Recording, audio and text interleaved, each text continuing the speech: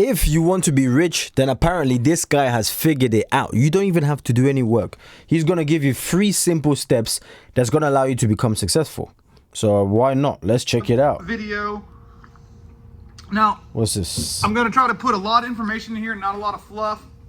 The reason I'm making this video is I have made a lot of money, and there's a lot of things that I did like intuitively in my career that set me up to make a lot of money. And I'm going to share that with y'all now. Because a lot of these douchebag gurus that I see on here, they're giving all these tips. It's almost like they think there's like some magic password of like things you can say to people to get business, to get wealthy, and there's like some shortcuts. And so and this is not going to be a fun video for, like, if you think it's really easy, I'm probably going to crush your dreams on this video, okay? So before I give you the steps, there are some prerequisites to this that I'm not really going to go over too much. Whatever, this applies to almost all industries, almost, but it has to be a high ceiling industry. So like, what I mean by that is like social work isn't in there, you know, restaurant work isn't in there. There's going to be a lot of jobs that, you know, the ceiling isn't very high. Like even the high-end people don't do too well, okay? So it's got to be a high ceiling industry. And then the second factor is it's got to be results oriented. And what I mean by that is like, it's not subjective. Like the results are concrete. So like, wait, I just realized he's holding a cigarette. Yeah, okay, that's not a good look. And it's on. Yeah, it's literally fired up. That's not good for your health. You should know that. Health is wealth. You should know that also. It's not subjective. Like the results are concrete. So like art is one of those things. If you want to be like a craftsman, you want to make like some sort of wood thing you sell. That's not a results-oriented industry. That's something that people, it's more like a preference-based thing or like what people like. And you can make money at that, but it's not, I don't know how to fucking make money at that. So that's not what I'm talking about. So we got to have high ceiling industry, results-oriented industry, okay? So the first step to making a lot of money, and this is, again, this is back of the class version. This is, I don't got a rich daddy. I didn't go to college. I may not even have graduated high school. I may have a criminal record. No one's ever helped me out. I'm gonna have to do this all on my own with no resources from nobody. All right, get to it, boy. Number 1. No shortcuts. No shortcuts / commitment. Wix, one platform. Yes, we even got slapped by, I don't know. We're about to skip a little. So no shortcuts, he mentioned. Okay. That's the first step. No shortcuts / commitment. What I mean by that, it's going to take 10 years to make money no matter what. Because again, this is the back to class version. This is the unprivileged version. 10 years. This is the, you're going to do it by yourself and you're an idiot, okay? Just like me. So it's no shortcut. No shortcuts. What? Cuts. No shortcuts and commitment. So you got to stick with it. Because I've told people before, it doesn't matter what industry I was in, I would have made a lot of money. I could have went and sold cars. I could have became an electrician. I could have became a welder. I could have got into irrigation. I could have started selling fucking pumps. I would have found a way to make a lot of money because of I accepted there's no shortcuts, and I know it takes commitment. I know I gotta. You know what? That's a big one, to be honest with you. The quicker you accept that there isn't a shortcut, you're more likely to make money down in the long run because you've acknowledged, okay, cool, I'm in it for the long run. I'm going for 10 years. I challenge you right now, create a YouTube channel. Create a digital-based business and say, you know what? I'm going to get good at this in the next 10 years. In the next 10 years, I think I should be good at this. If you have that long-term mindset, oh, you're going to crush it.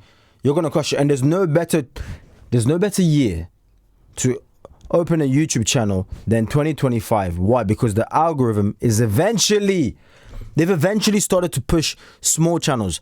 You might be wondering, how do you know this? You've only got like, I don't know, 1 point something K on this channel. One, that's still a lot. That beats like 99% of the YouTube channels. 99% of the YouTube channels don't even make it past 500 subscribers.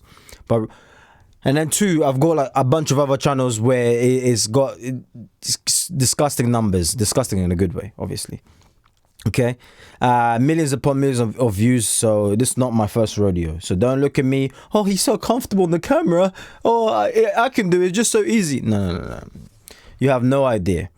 But it is very easy to get started, and it could change your life completely. Think long term, 5 years, 10 years, you're there. Commit to this in the long haul because you're not going to be good at anything if you do it for a year or two. You have to do it for a long time and become the best at it. Okay, so you need to be focused. Have that commitment to no shortcuts and becoming the best at your trade. And the reason that's the first step is because you got to understand day one, you're making no fucking money. Okay. And like your prospects may seem bleak, but they don't matter. It does not matter. We're going to do these 3 steps, and it doesn't matter if you have a shit boss, it doesn't matter if you have a shit job. If you do these 3 things, you will be so valuable. So no shortcuts, commitment. Second step, integrity / reputation. Okay. Whoops. It turned out to be a decent video. This is good. I don't know if y'all can read that. Probably not. I can Integrity, read it. But integrity reputation. and reputation. That's the second step. So always remember that like the way you do some things is the way you do all things, right? Everything. And so this part here, I just naturally I just naturally cared a lot about my customers. I cared a lot about their problems, and like I wanted to solve them. I wanted to be valuable to people, and like I cared that like no matter what, like accountability. I should have wrote integrity and accountability, because that way it's like you don't need anybody arguing with you. You don't ever want to lie. If somebody thinks you fucked up and you did, own it, fix it, make it right, and then all of a sudden you build this reputation of he's an honest. Like, okay, here's an example. On my board over there, I got a job that was $13,450. Okay, sold it. I got my material quote, and we wound up being able to do something a little bit different on this job, and my total cost on that job was going to be like $3,200.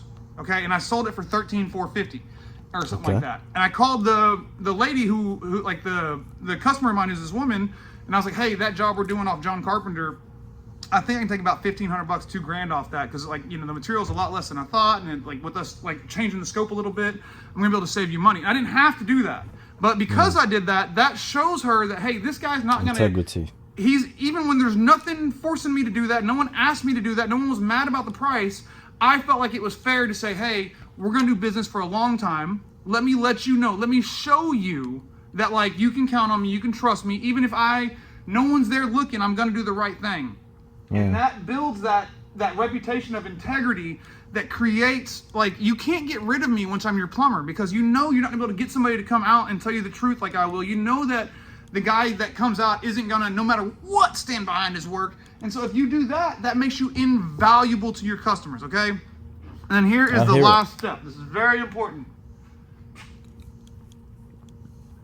Value, okay? So value is not tricking somebody into paying $800 for you to fucking work on their fucking angle stop, and then you sending them all types of fucking emails and all types of cheesy marketing bullshit. That's not value. Value is understanding what the customer wants. What are they trying to get accomplished, right? And then how can you solve that problem? That is seriously, it seems simple. Most people don't get it. Like a lot of my guys don't get it. Like I had I never join a meeting without my AI meeting assistant to take notes. Watch this.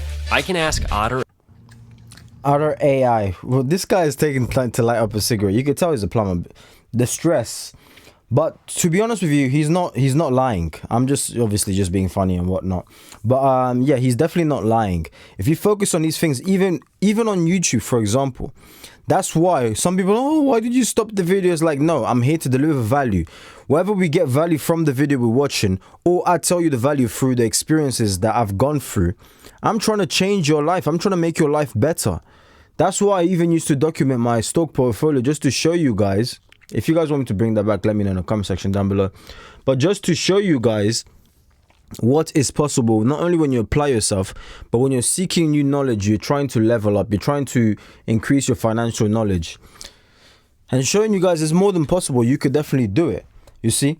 But in regards to that value, in fact, I want to see what's the last thing that he's going to say. Let's fast forward him lighting the cigarettes.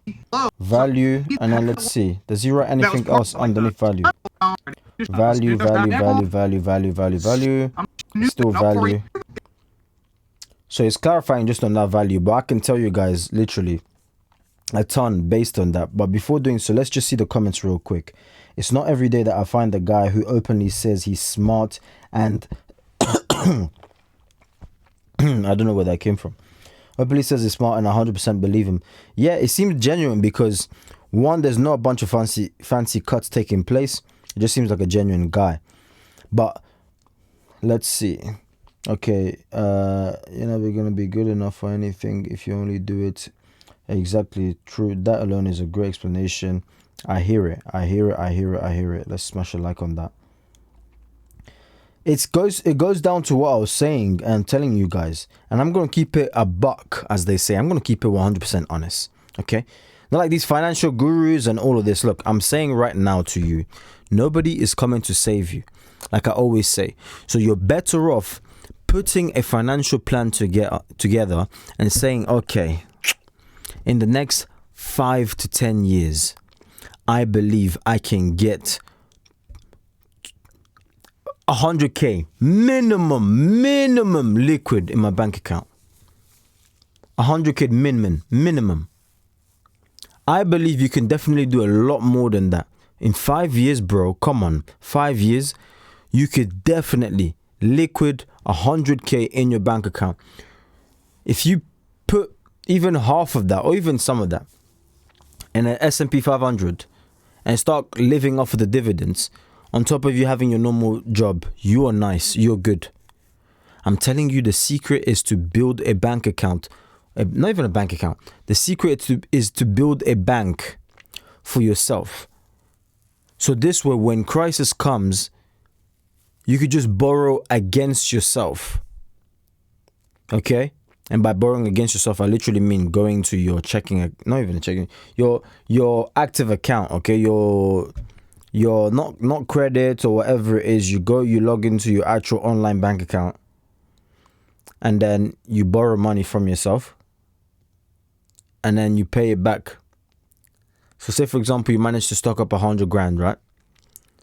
And you need the 10 grand for, I don't know, a business venture or for something. When you take that 10 grand and you use it, make sure you top up your account with another 10 grand. I don't care how you do it, but find another way to make 10 grand to top it up so it goes back to 100 grand. Everything else you make on top of that is just a bonus. So it's like you start reaching new lows because you want to build your internal financial thermometer. You want to rise that up to 100 grand is like my base. I don't care. I don't want to see anything less than 100 grand in my bank account. Does that make sense? And then, I don't know, say for example, the next year you manage to make, I don't know, 80k. In the year, after expenses and all of this, you're left with maybe 40. Half of that. You top it up. Now you're at 140k. Now, I don't want to see anything less than 120k in my bank account. The extra, maybe you need it for a job, you needed it, I don't know, for business or whatever it is. But now my new thermometer level is 120 grand. When you start to think like that, I promise you, 5 years is a lot. Some of you guys can even do it in 3 years because it depends on your income. Trust me, life begins to become very sweet because you don't have to. That worry of not having money is removed, man. A bunch of you guys, you think you've got depression or anxiety. You don't. You're just a brokey, basically. You just don't have money. Money can solve a lot of things. It can't solve everything, but it can solve a lot of things for people. So, but yeah. But I don't want to talk too much anyways. Like the video as you can see down there. Share it. And if you need my help, link is in the description of this video so I can help you.